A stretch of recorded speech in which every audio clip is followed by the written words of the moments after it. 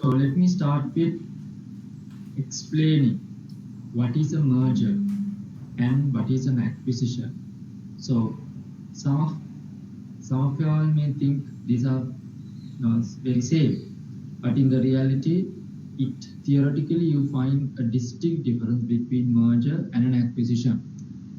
So therefore, we will first start with understand what is a merger, what is a acquisition is, and how this is differ from one to another.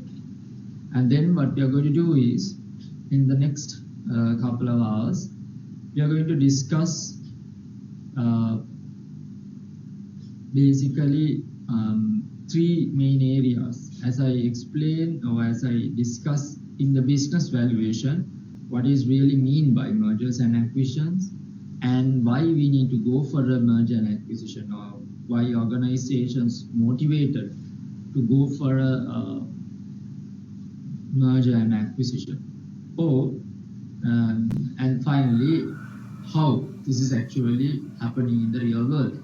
So, and once we learn that the entire process, end-to-end process of the merger and acquisition, we learn different modes of payments, different types of mergers and acquisitions, and we'll go through some real world scenarios of mergers and acquisitions.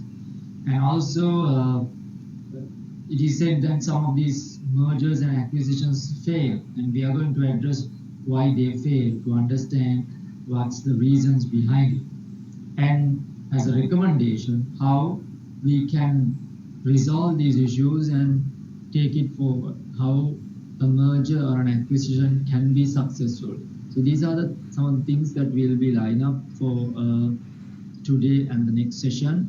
So we are going to start with mergers and acquisitions, answering the first question: what is mergers and acquisitions means?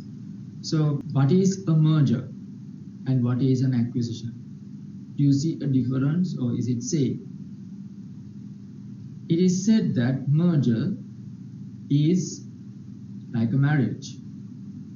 Merger is like a marriage. So if an organization is interested to connect with another organization, to work together, share the profits together, and get the expertise of each other and make a better organization or a prosperous future, there will be a merger in place. Where an acquisition is where basically one company is taking over the ownership of another organization. One organization is taking over another organization, so it's called an acquisition. So ideally it shouldn't be a marriage. Okay, right. So let's go with a specific definition of merger and acquisition. Now, as I explained, M&A, mergers and acquisitions, is a general term used to refer to the consolidation of companies. Consolidation means combining together. So it's general word we are using of combining organizations. So, but if you specifically say what is a merger, it is a combination of two companies to form a new company. Basically, combination of two companies and forming a new company. So if A is the company that we are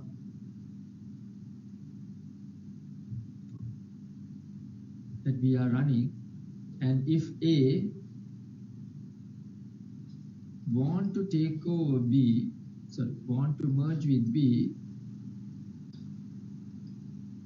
once they merge, there won't be A or B, but there will be a new company called AB.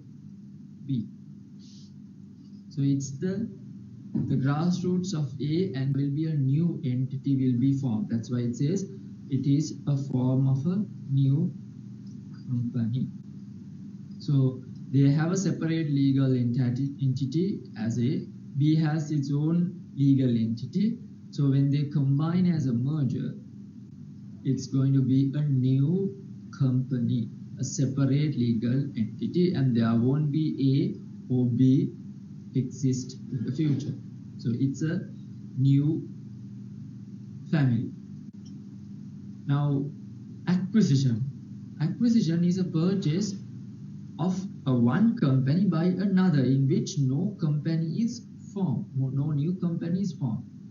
Now, if A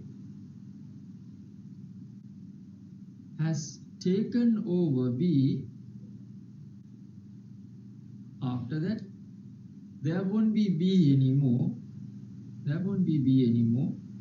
And there's no AB as well. There's no new company. The company will be still exist. But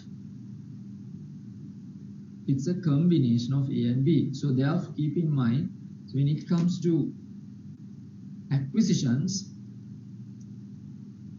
A, if A is the acquirer, A will still remain after the acquisition where the B has been taken over by A. So this is the main difference that we can think of in terms of the difference of merge and an acquisition. So you need to be very careful what is a merger and what is an acquisition is all about. So when it comes to mergers, there are so many mergers happen in the world. One of the common examples, a global example, if I say, we can say the Glaxo and Smithkline was two different companies and they combined together and say GlaxoSmithKline. So it's a new company they form. So if you take an example of Sri Lankan context, if I give you an example of a Sri Lankan context, let's say Aviva was an insurance company, one of the largest insurance companies in the world, and NDB, one of the largest banks in the world. So they combine each other and form a new company called Aviva NDB. So the same concept is applied to when it comes to acquisitions, where one company is taken over by another one. So therefore, there won't be B existing. If you take an example of Dialog and Suntel in the telecommunication industry in Sri Lanka, one company, the largest company, the acquirer is the Dialog, and they have taken over Suntel, and there are no more Suntel in the future, but the Dialog will remain same. But all the assets of Suntel will be taken over by Dialog because of this acquisition. So this is a situation where Dialog will remain, but there won't be Suntel anymore. So a difference between a merger and an acquisition. So hopefully now you have an idea what is a difference between a merger and an acquisition. So this is very important for today's context because you see many mergers happening in the country and acquisitions happening in the country. Sometimes it's not easy to understand whether it's a merger or an acquisition. Therefore, we need to be very clear how this is happening, what is the distinct difference between merger and an acquisition is all about. Right.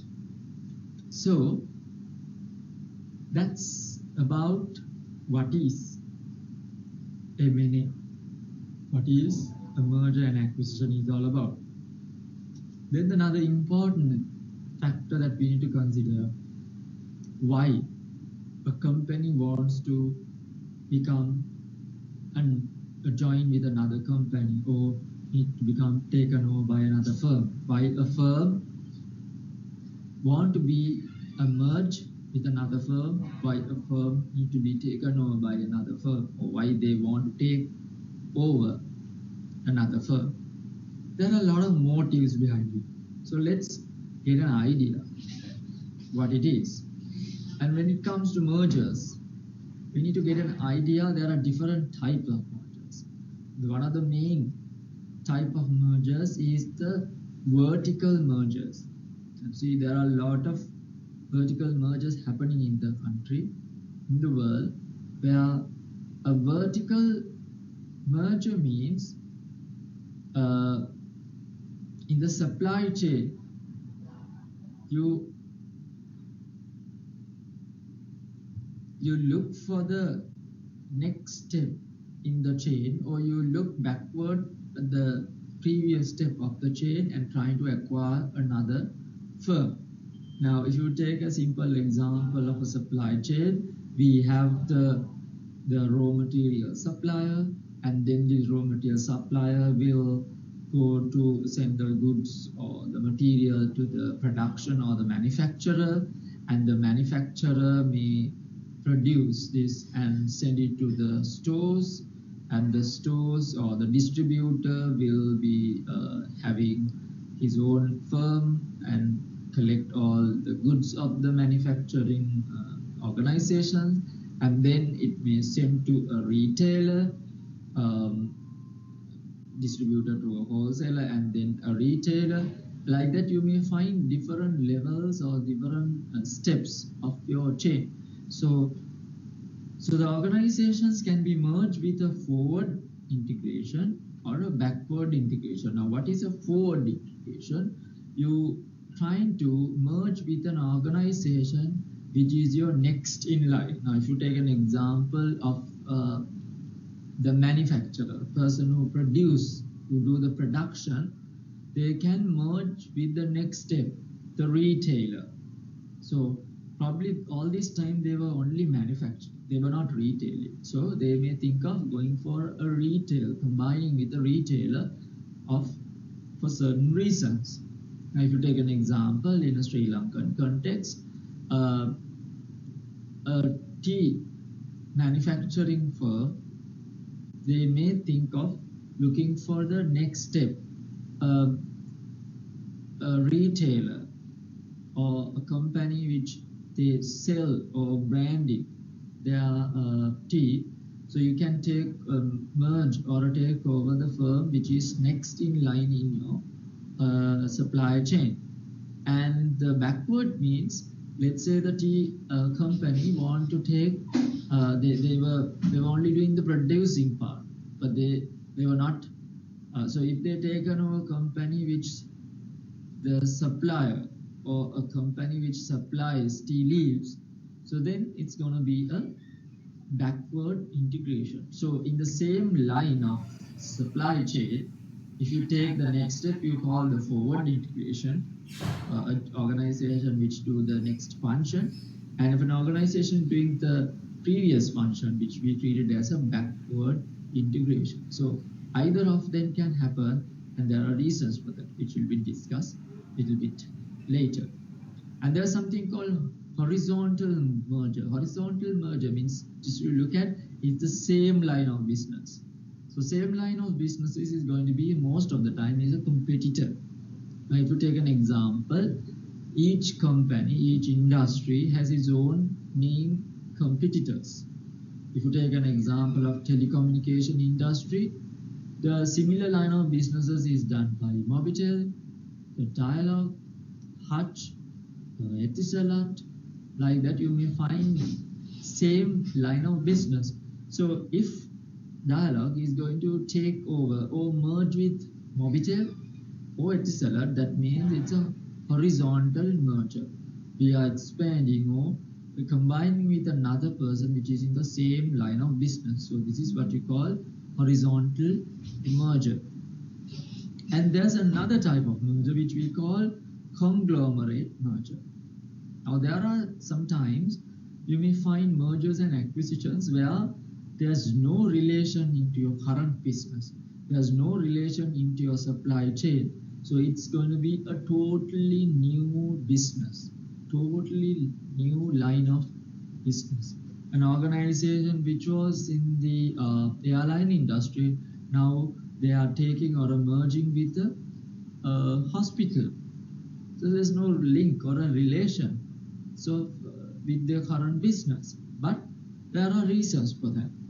So therefore, for some reason, they are combining or combined with an unrelated business, which helps them to achieve their goals. So these are some of the key mergers or types of mergers we can find in the world in related to mergers and acquisitions. So let's move for the most important question, why? So when it comes to why, there are many reasons why an organization want to join and handhold with another firm. There are genuine reasons. There are reasons where the both organizations will benefit from each other. So therefore, we'll discuss what are these main motives an organization to join with another organization.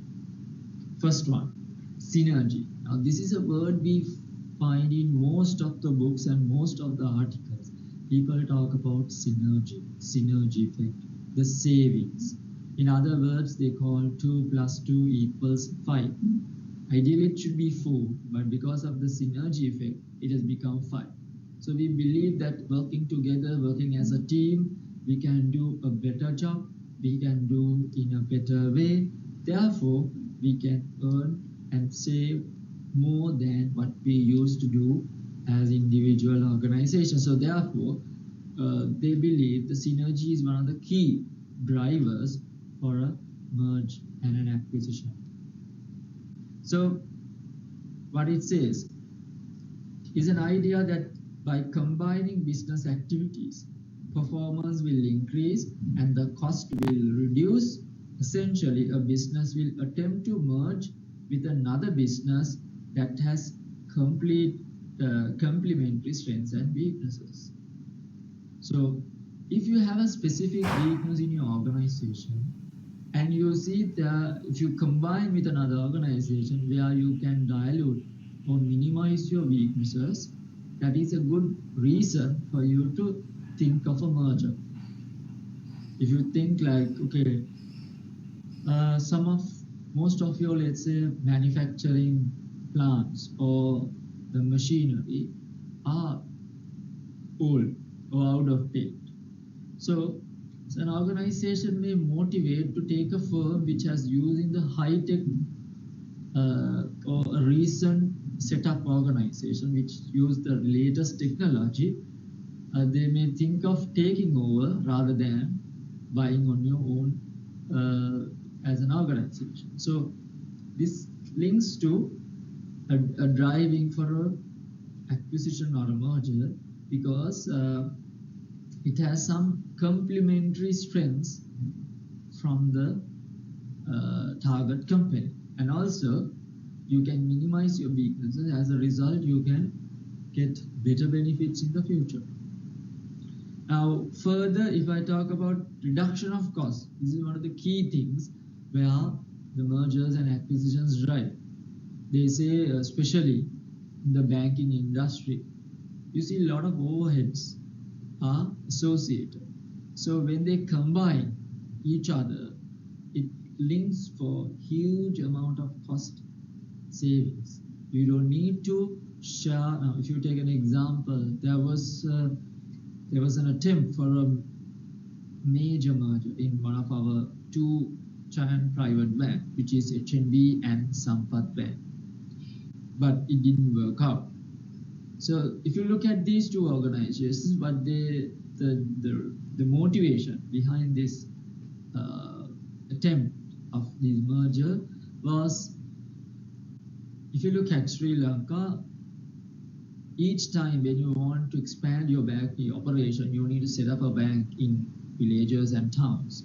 So if you take an example of let's say Kiribati town, if you combine, you don't need to have two banks anymore, Sampath and HNB. You can just manage with the one bank of operation and you can minimize a lot of overhead cost.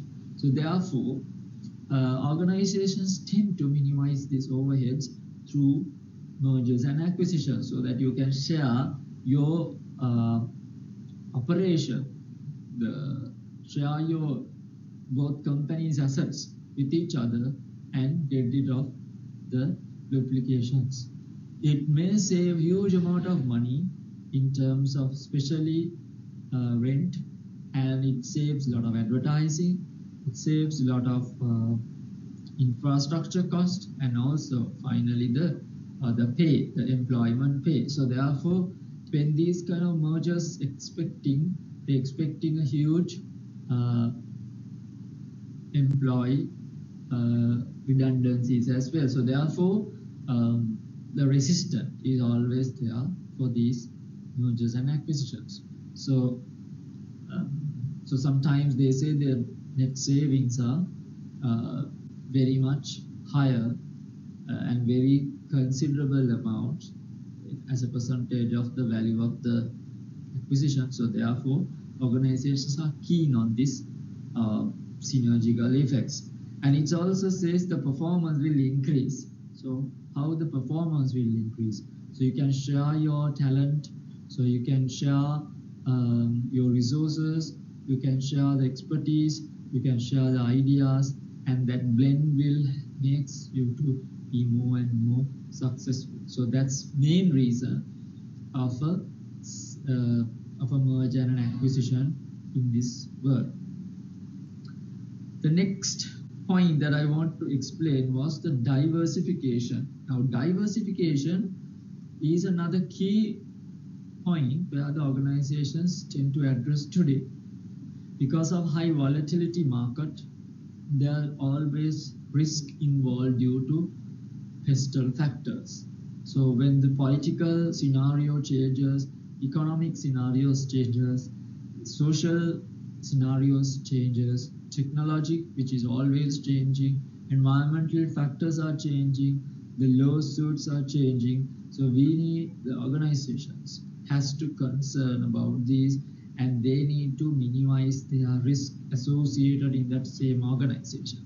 So if an organization has been going through an organic growth on their own for some time, and they decide that they want to minimize the risk of that particular organization, diversification helps you to go for many sectors and minimize the risk associated for one particular sector.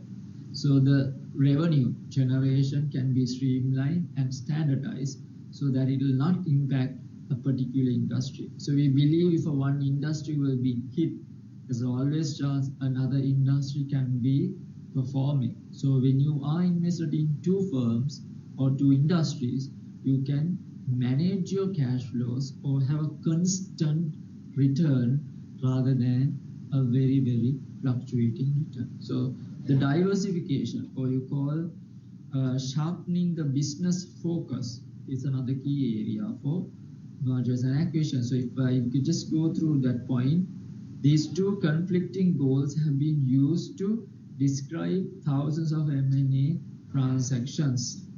The company that merges to diversify may acquire another company in a seemingly unrelated industry in order to reduce the impact of a particular industry performance on its profitability. Companies seeking to sharpen focus often merge with companies that have deeper market penetration in a key area of operation. So, so if they have a presence in that particular area, if they want to look for another area presence, you can easily take over a firm which is operating in that particular area so that you can have the access or the presence in both the markets. So diversification is a very common reason for again mergers and acquisitions. So let's move on. Another one, the growth.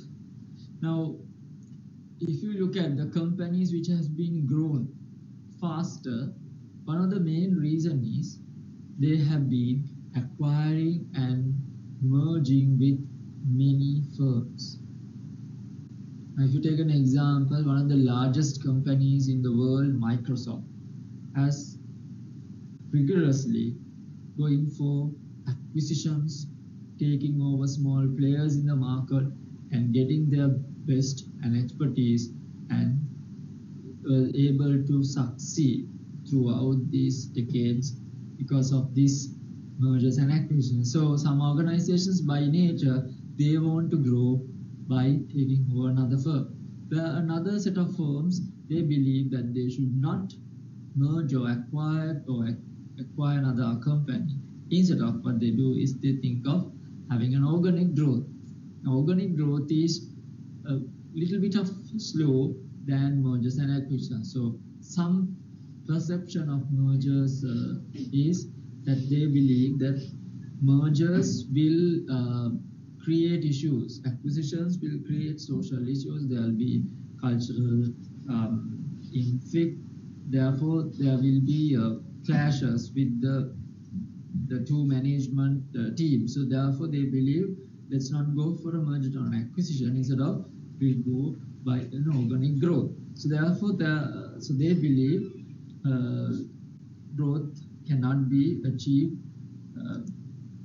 as they believe in the organic growth. So, but majority of the organizations, if you take an example like Aviva Insurance, they have been growing. It's a 350-year-old company, which we call, the original company was Norwich Union. So this company has been continuing with a lot of mergers and acquisitions in England. As a result, they have been one of the largest insurance companies in the world today. So if I just mention about that point, mergers can be give acquiring company an opportunity to grow the market share without having to really earn it by doing the work themselves. Instead, they buy the competitor's business for a price. Now this is very important. If you take an example, one of the two giants of the telecommunication industry, which we call the in the mobile telecommunication, the Dialog and Mobitel.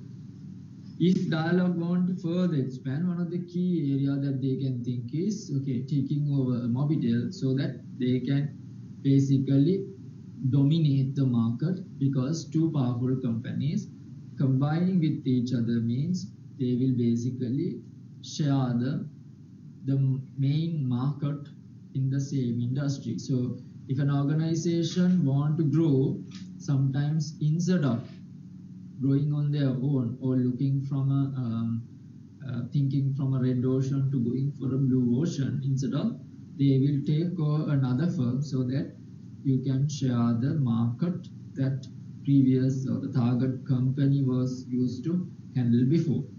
So they also mainly we discuss under horizontal mergers.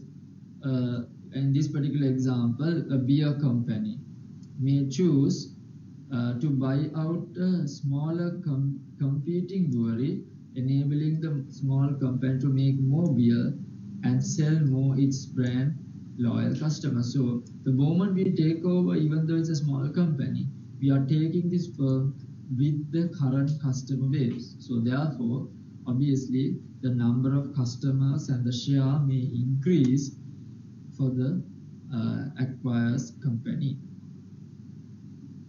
So these are some of the factors to explain why we need to go for a merger and acquisition. So we discuss about 2 points. One is the synergy and the diversification. And this is the third point, that is growth has to happen. The motive is growth for mergers and acquisitions.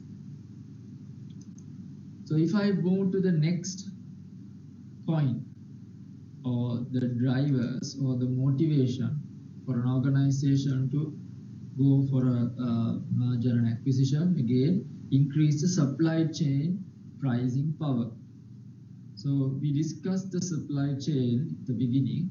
So how a merger and acquisition increases the supply chain pricing power?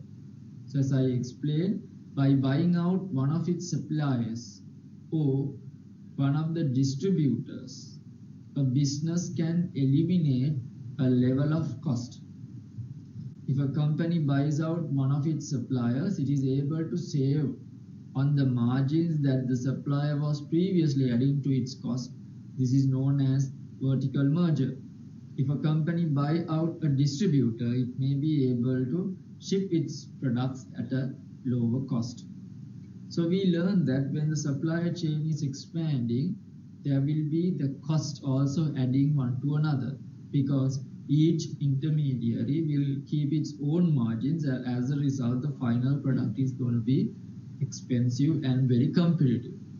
So if a firm in middle of the chain, or let's say if you take an example of the manufacturer, so instead of buying from the supplier, if they tend to uh, buy over their main suppliers, you can buy the goods at a lower price, because you can produce in-house at a lower price, so that margins can be increased, the overall margin. As a result, you can give a better price to the customers. Now, one good example that I can take is Cargill's company. So they have their main business is retailing, but over time they decide, okay, becoming a retailer, we are just being an intermediary, and we used to take goods from the supplier and we are giving to the customer at a margin.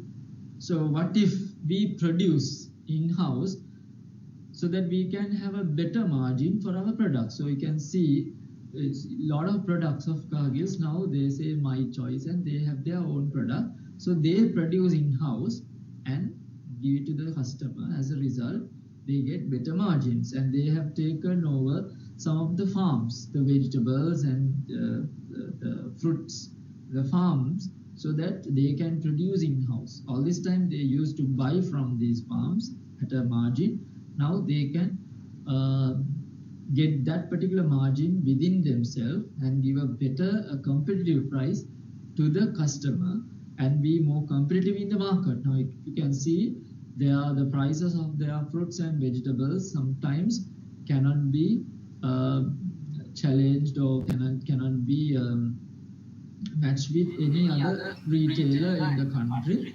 They are because of their the supply chain pricing power. So that's one of the main motives the organization want to go for a merger and acquisition, so that they can be more competitive on one side, and we can increase their margins on another side. Right. So if you move on further, the eliminate the competition. I explained this anyway, this point as well. The eliminate the competition. Now, when the organizations want to grow, one of the main reasons or one of the main constraints for them to grow is that the competition around them, because their market share is kind of saturated. You can't move to the next level. No matter how much of advertising, how much of promotions you do, it's not easy to improve your market share. So the organizations, what they can do is they can take a competitor, one of your main competitors, so you can share the entire market together, which will help to eliminate the competition. Sometimes this has become an issue to the public, and sometimes the Fair Trading the Act come into the place, and Mergers and Acquisition Act codes are coming to place and try to stop this as well. Now, if you take an example, if you recall your memory, a few years ago, Microsoft want to become a merger with another large organization, but the American government didn't allow that, because they had the fear if they combine, they will basically take over the entire market, and there will be a threat. When an organization have a monopolistic power, it's not always beneficial for the customers. So therefore, they want to basically stop that activity. And so like that, there are so many examples in the world.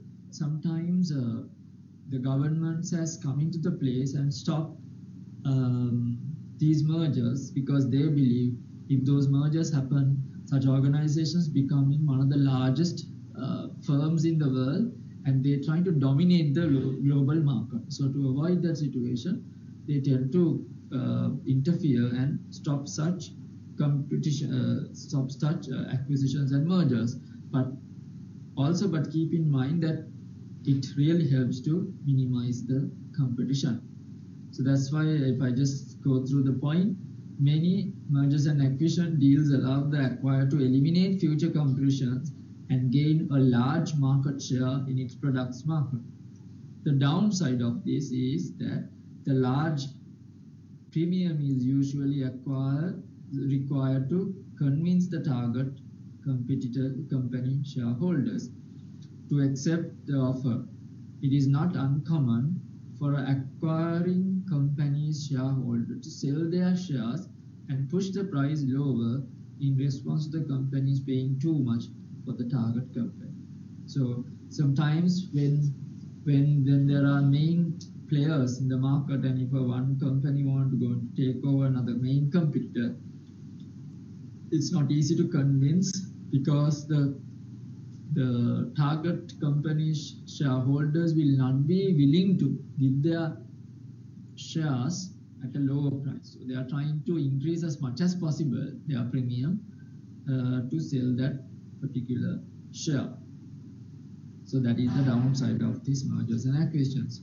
So if I just explain, these are some of the key reasons from a business context why the organizations motivate for mergers and acquisitions.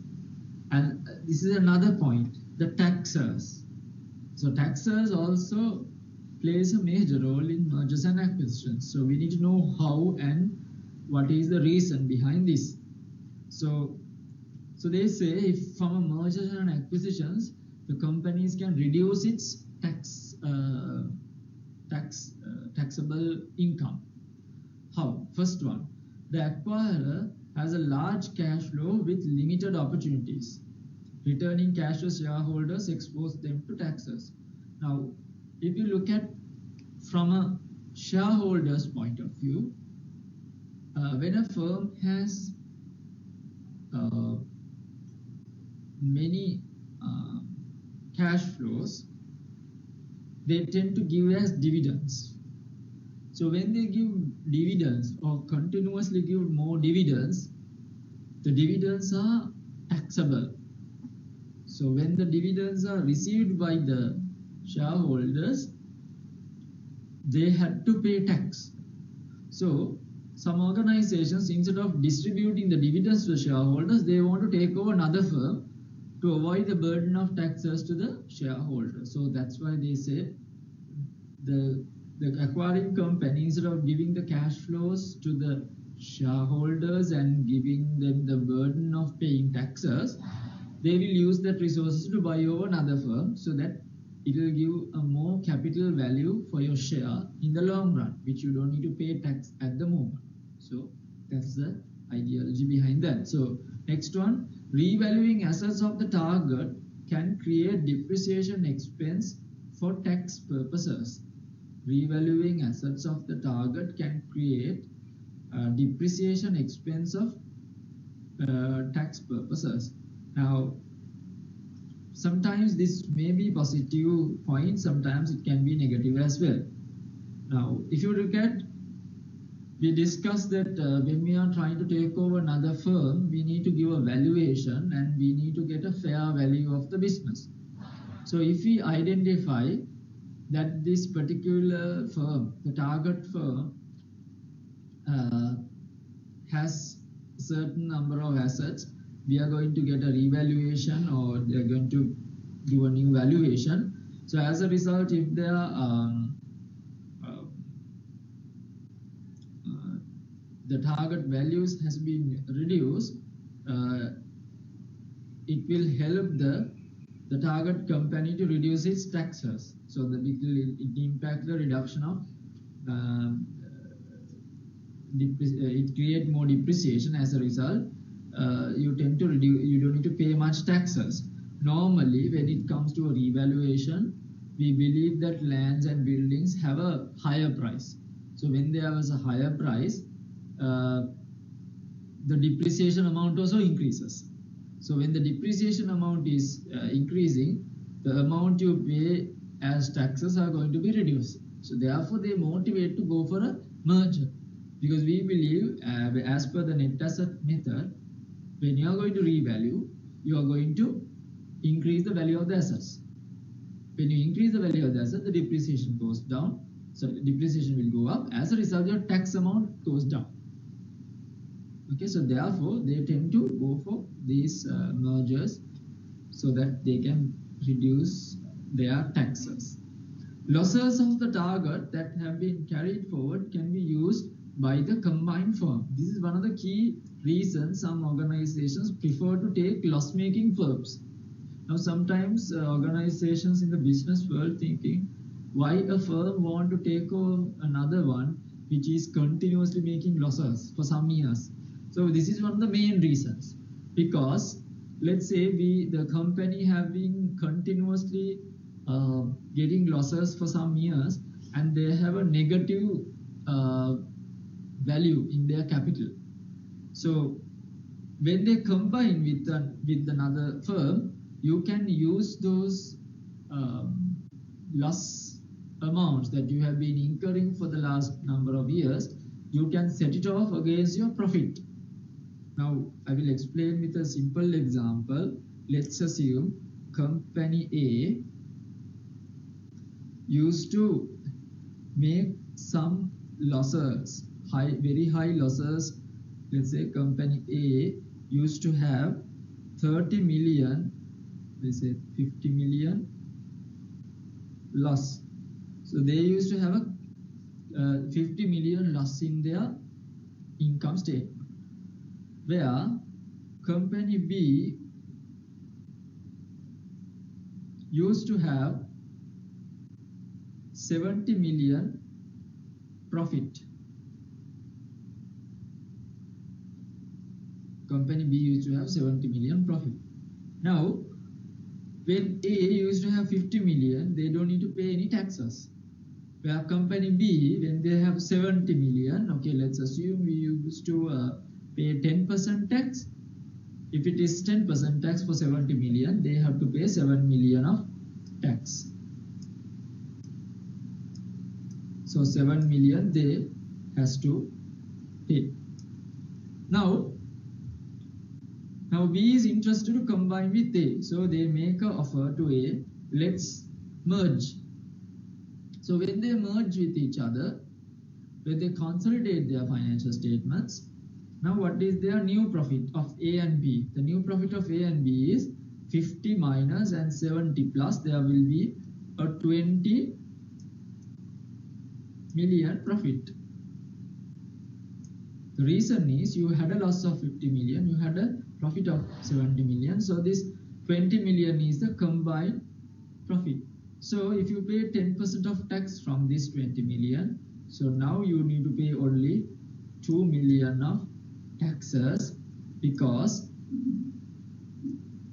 previously you were supposed to pay 7 million. The reason is because you have been paying individually.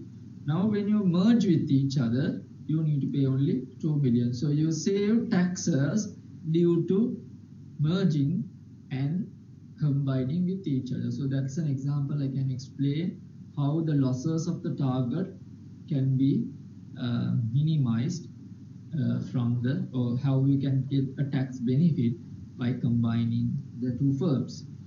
And the next one, alternative minimum tax might encourage acquisitions by reducing overall tax payment for the firm if they are combined.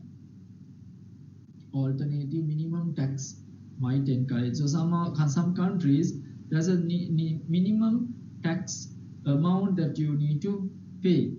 So therefore, let's say in the same example, the firm A has to pay 20 million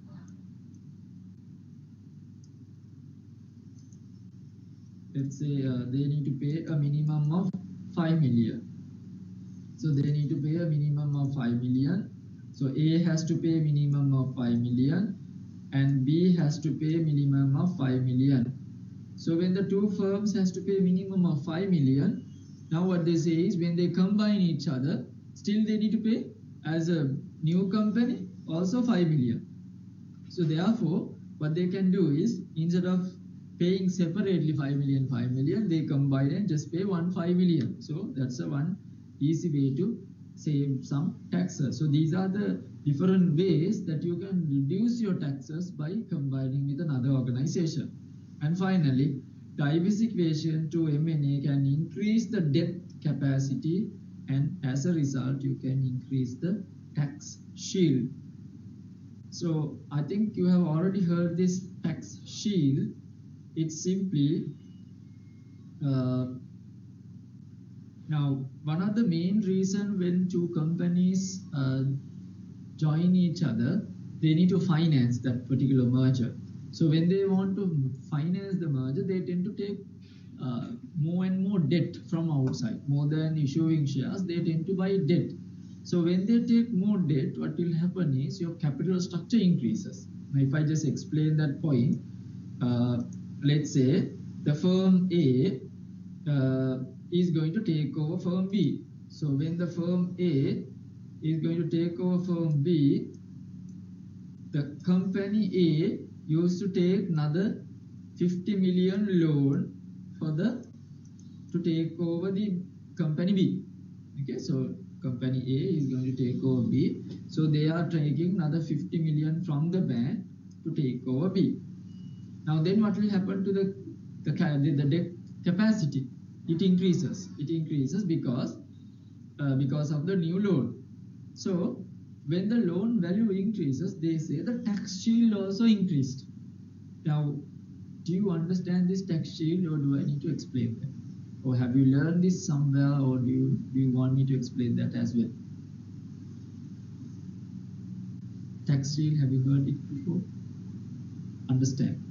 Or do you want me to explain that? Good. Right. So if you take an example, now we know the amount of the interest that we need to pay is a tax exempted from an organization point of view. Now, what do you mean by that? Most of the book says, okay, interest expense is exempted, so therefore we don't need to we need to take more debt. Okay, but a lot of people don't know why is that. So I'll just simply explain this point so that you will get a better idea what it is.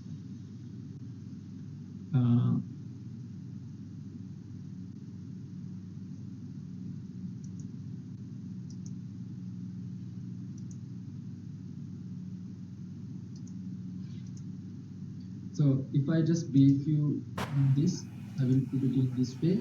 Let's say a firm has 100 million funds. Let's say this is company A. Okay, this is company B. Right. Now, let's say this is their revenue. So they have 100 million revenue. B also have 100 million revenue. Okay, very simple example, right? And let's assume that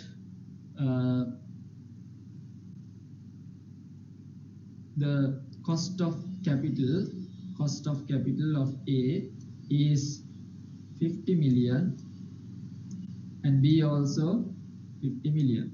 So therefore their gross profit is going to be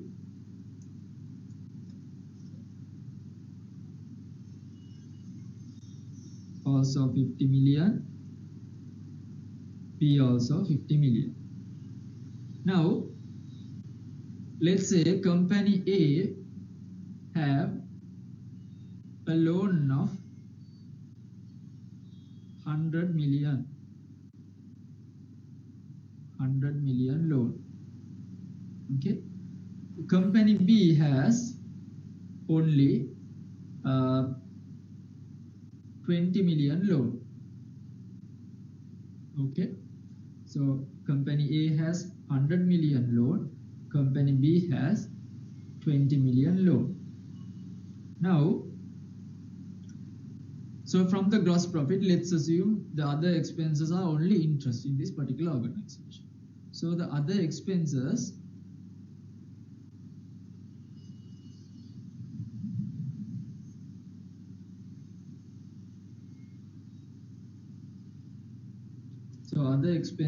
let's assume these are all interest.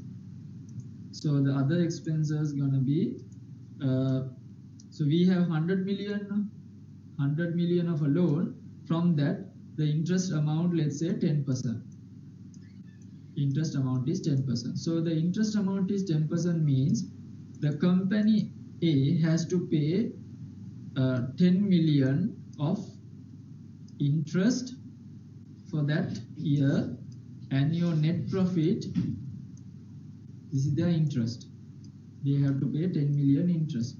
So what is their net profit gonna be?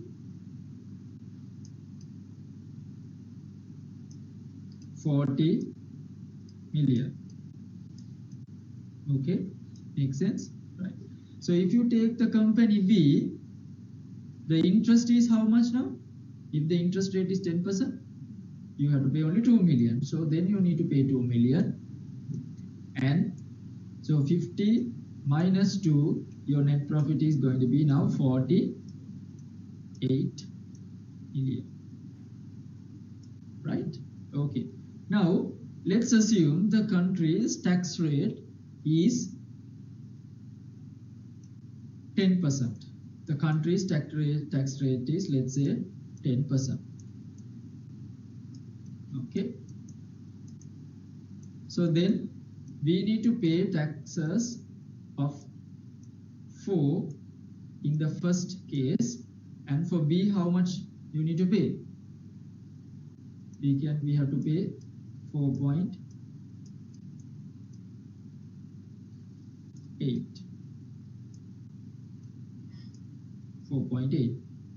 Now, if you look at the tax amount, the company made the same amount of revenue. The company made the same amount of cost. As a result, they get the same amount of gross profit, but because of the loans of A, they were able to pay less amount of tax. Why? The simple reason, because this interest is deducted to calculate the profit, and from the profit only you are paying the taxes. But when it comes to B, because you have less loads, you have less amount of interest. Of course, your profit is high, but as a result, you are paying high taxes. Now, this is the reason that I was explaining. When the companies have more and more debt, they tend to pay more taxes. So, if let's say two companies, A and B, when they want to take over B, A is going to have more and more debt. So when they take more and more debt, what will happen to the amount that you are paying taxes is going to be reduced. So this is why I was explaining it's important to, they say one of the motives for an organization to go for the, one of the motives for them to go for the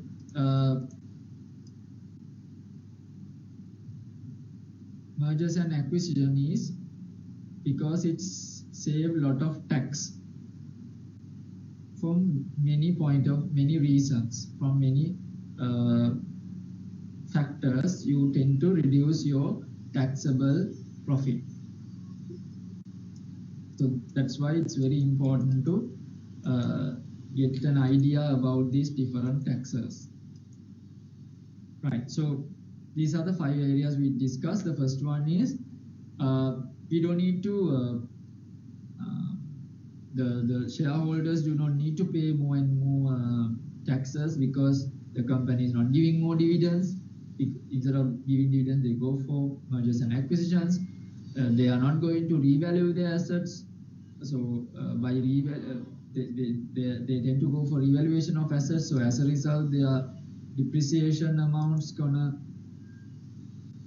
increase. As a result, your tax amounts, your payable tax amount goes down, and the losses can be shared across the group, and as a result to pay less taxes and to get away from the minimum tax amounts, and finally get the tax shield benefit. So tax shield benefit means from your debt, the amount that you pay. So always you get the a benefit from tax by having more and more debt. So that is one of the motives the firms to go for debt in the real world, to get this tax benefit. Right, the next one is the management related reasons for a merger. Now we discuss about 5 reasons for an organization to go for merger, and these are some of the reasons from a management point of view. So from a management point of view, the reasons for a merger are these. So what is the first point? Reduction of unsystematic risk. Reduction of unsystematic risk. What do you mean by reduction of unsystematic risk? We'll further explain. The next one is takeover risk and size preference. So we'll explain one by one. The first one, reduction of unsystematic risk. Now, I'm sure you have learned before there's something called systematic risk and unsystematic risk. Okay, so I assume that you have learned this systematic and unsystematic risk. Now, to explain briefly about this risk, there are 2 types of risk. If the risk can be controlled, we call unsystematic risk. If the risk cannot be controlled, we call the systematic risk. So one of the examples of this systematic risk is all the pestle factors, which means one single organization cannot control the political environment, cannot control the economic environment, cannot control the social or environmental factors. Therefore, such organization cannot have any control over its business from the effect of all the other pestle factors. So we treat them as systematic risk. But there are certain risks which can be controlled by diversification. Now, if you take an example, let's say a firm which is in the tea industry, or they are doing the tea manufacturing, always exposed by doing their business, exposed to risk by doing their business only in that particular business activity. Now, if the world tea prices went down, there's no choice that their entire organizational performance will drop by when they hit their top line, which we call the revenue. When the world market prices drop, when they hit their revenue, obviously they will hit their bottom line, the profits. So therefore, they will directly face the risk being in the tea industry. So what they can do is they can merge, or they can think of taking over a firm in the coffee industry.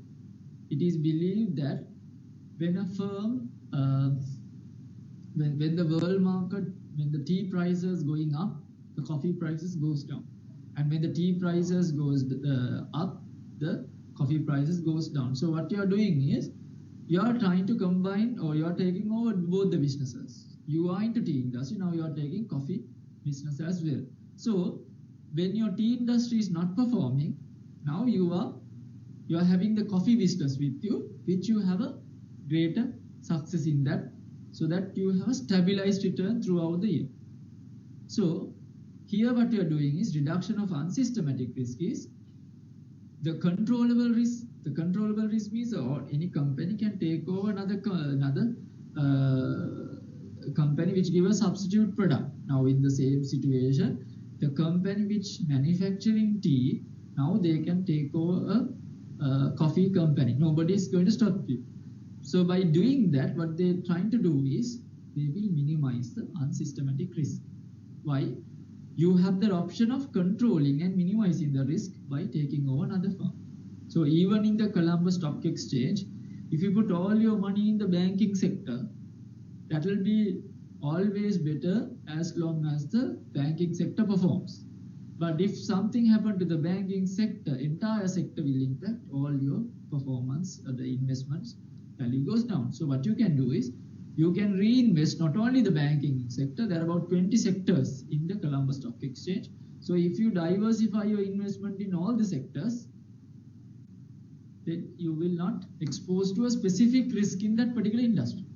But if the entire market crash due to a political reason, or let's say due to an economic reason, or some social disaster, or some environmental disaster, you can't stop that. You have to face it because it's due to a systematic risk. It's not due to an unsystematic risk. So therefore, it is believed that the organizations can reduce its unsystematic risk by going for a merger. So that's what it says. Previously, this was good because lower unsystematic risk reduces the expected bankruptcy cost, and managers also benefit from lower unsystematic risk because lower variability in earnings increase the job security and stabilize the compensation. So therefore, it is very important that if a firm has, even in financial world, in businesses, it's believed it is better to have a stable return and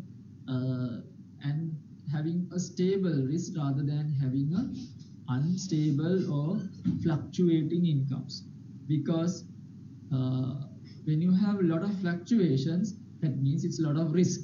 But if you have a stable return, that means you are safe. But in order to do that, you can minimize this through diversification. So therefore, the researcher says if you can invest in more than 30 securities, you can make your unsystematic risk zero. So you need to have a lot of funds to do that, because obviously for you to invest in 30 securities, you need to have enough funds. But even in your own small amount, if you diversify for 30 securities, they are saying you can minimize the unsystematic risk, but you cannot control the systematic risk. You need to face them. Okay, so if you have some money, you are not only putting all the money into a one bank, you diversify into many banks. You put it to a private bank, you put it to public banks, you buy some shares, you buy some jewelry, you buy some precious metals, you buy some let's say a land or a building, and you start you are putting for agriculture. Like that, you diversify your savings throughout many sectors as much as possible, so that it will reduce the unsystematic risk of your securities. So another point that they say is takeover risk. So how this takeover risk can be minimized by mergers and acquisitions. Now it is said, I will explain this point like this. If A and B are in the market and they are relatively big, and there's another firm, C, is trying to take over A, which A do not want to be taken over by C. So C is a predator, a company which is targeting A, but A doesn't want to combine with B. So what happened? A have a choice. What A can do is, instead of getting taken over by C, A combine with B. We'll discussing especially this under basically there are certain tactics in the mergers and acquisitions world to get away from taken over by somebody. So this is one example. If a company is target for a proposed acquisition, then the target can make it difficult by acquiring another firm, so that it's hard to swallow. Hard to swallow means it's now when A and B combine together, now it's a bigger firm. They have a bigger market share. They have more financial strength. Now it is difficult the C to approach A and B because now they are a big firm and they have too much of process in the market. So that's why they say hard to swallow. It's very difficult to catch. So therefore, this is a one strategy or defense strategies A can take to avoid being taken over by C. Okay, and so therefore they say a defense acquisition can create a regularity hurdle for the original suitor as well. So therefore, keep in mind this is a one reason for A to become merged with B because of the threat from C. Right. So let's move on. So these are some of the management reasons for or motivation for acquisition and mergers. So the next point, size preference. Now what do you mean by size preference? Managers self-fulfilling prophecies. Bigger is better, not necessarily profitable. Now sometimes some organizations, now you would have seen even in Sri Lanka, especially when it comes to organizations which are associated with specific individuals or CEOs. Some people, some CEOs, they want to diversify their operation and show to everyone that their firm is very big. They are into every business, not necessarily to get profits. They want to show that, they want to tell everyone that we are into hotel industry, we are into travel, we are into hospitality industry, we are into hotels, to hospitals, to airline, to everywhere, manufacturing, IT, energy. So just want to fulfill their self-esteems. That's why they say, so if the management or the board of directors or the CEO or the chairmen have the intention to fulfill their own desires, they take to become merge and acquire other firms. Sometimes it will be a highly unprofitable situation, but they want to say take over this particular firm. Okay, and they take over other firms. They know that okay, now we are in a better position, we have more power, we can increase our remuneration because our organization is large. So with that intention also they want to increase. Okay, so these are all the management preferences and desires to increase or motivate for mergers and acquisitions. So therefore we need to get an idea. Right, now what we discussed so far was what is a merger and what is an acquisition, what is the difference between merger and acquisition, and what are the reasons for an organization to go for a merger and an acquisition. So there are many reasons. There are business reasons, there are management desires to go for an acquisition and a merger. Right. So the next important thing is how a merger and an acquisition happen. What is the process? What is the process behind this activity? So there are mainly 4 points that I want to explain, which I'm going to elaborate one by one. So any merger and acquisition should go through these 4 steps. The first one is, first we need to identify what is our target means. Target means a company you are intent to take over, or a company that you are intent to merge. There should be an interest over that. So it is simply identifying which company that we need to be merged with, which company that we are going to acquire. So that desire or the first idea is coming under this category step, that identify the target. And the next one is valuation. Now, what do you mean by valuation? If I go back to recall, in business valuation, in the category of why we need to do a business valuation, probably you can remember I said if the company is going to take over another firm, especially for a merger and acquisition, you need to know what is the value of the other company before going to be taken over or merging. So you need to do a proper valuation. So all the things we discussed on the valuation is coming or linking for this point to give a value to the business. And the next one is mode of acquisition. Now, what do you mean by mode of acquisition? Is simply how this acquisition is going to take place. Basically, there are two types of acquisition, whether it's a friendly acquisition or an unfriendly acquisition. We give special word for this unfriendly acquisition. We call the hostile bid or hostile takeover. Without any invitation, somebody is going to take over your firm. That is a hostile takeover. So this is where we coming on the mode of acquisition. And finally, the mode of payment.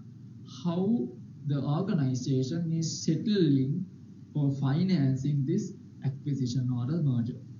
Whether they are going to pay through cash, whether they are going to pay through shares. So these are, or whether they are going to look for a mixed approach where either than shares or cash, they are going to issue some preference shares or debentures or any other convertible. So keep in mind, these are the four steps of